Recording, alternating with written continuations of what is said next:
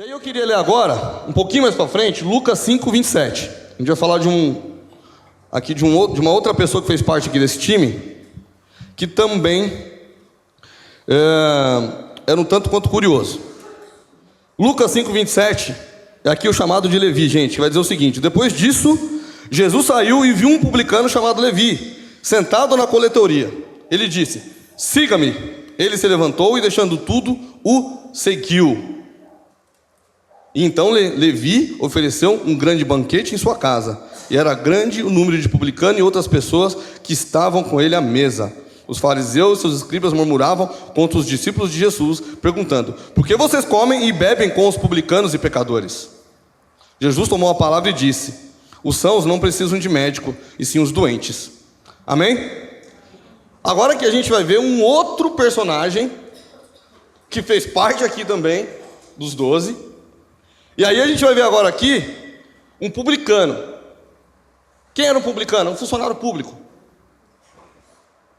Nem todo cobrador de imposto era publicano, mas nem todo publicano era um cobrador de impostos. Ele podia ter alguma outra função pública. Mas aqui nesse caso a gente está falando de um cobrador de impostos. E como que funcionava naquela época? Um cobrador de impostos, nós estamos falando de um judeu que cobrava impostos do seu próprio povo que estava sendo escravizado. Então presta atenção nisso. Imagina só, uma nação chega, faz o teu povo de escravo, e você escolhe como profissão cobrar imposto do seu próprio povo. Só que como se não bastasse, a maioria dos publicanos, eles enriqueciam de maneira desleal. Eles cobravam, eles extorquiam os impostos mais do que deveria. Tanto é que a gente vai ter aqui uma correlação também lá com o texto de Zaqueu, quando ele resolve devolver 4 vezes mais. E a palavra fala que ele era o líder dos publicanos. Tá entendendo? Então olha só como que, cara, os judeus enxergavam o publicano. Eles odiavam. Não tinha outro sentimento, cara.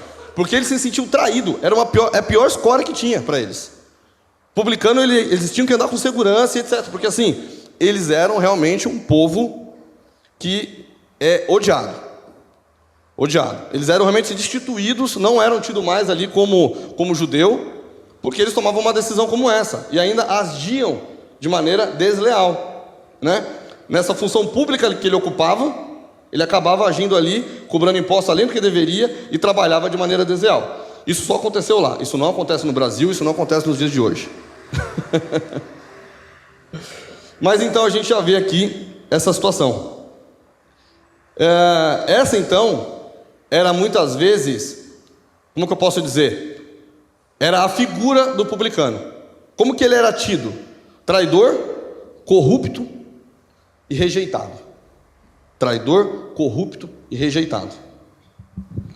Nós tínhamos Pedro simples, marginalizado, sem oportunidade, sem cultura. E aqui nós temos um cara desprezado, era humilhado pela sociedade, ao qual as pessoas que chegavam próximo dele eram julgadas. E sinceramente, nós também faríamos a mesma coisa. Porém, Jesus, ele quebrava as regras. Ele tinha uma postura diferente. Ele conseguiu enxergar algo aqui que talvez nenhum de nós, igreja. Muitas vezes a gente olha e fala: nossa, mas por que os fariseus julgaram? Nós fazemos isso por muito menos, igreja. Nós murmuramos por muito menos, nós fofocamos por muito menos, nós falamos da vida alheia por muito menos. Entende? Então aqui, o que Jesus faz? Como se não bastasse ele conversar com o publicano, ter chamado ele para estar próximo, ele jantou na casa dessa pessoa, gente. Vamos tentar entrar dentro do contexto. O problema muitas vezes é que a gente não consegue visualizar o tamanho do protocolo que Jesus quebrava, porque a gente não tenta contextualizar a história. Tenta imaginar a figura, cara, dessa pessoa na sua cabeça. E você teria, a pergunta que eu faço, coragem de chamar esse cidadão para comer na sua casa.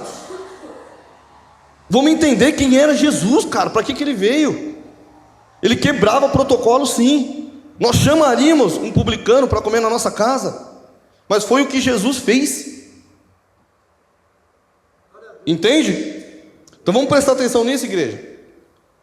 Vamos entender quem é esse Jesus que nós servimos. Porque muitas vezes nós estamos numa posição aonde a gente olha para a vida alheia e a gente julga a pessoa porque ela peca numa área diferente da minha. Mas no final das contas a gente é tudo farinha do mesmo saco. Está entendendo, igreja?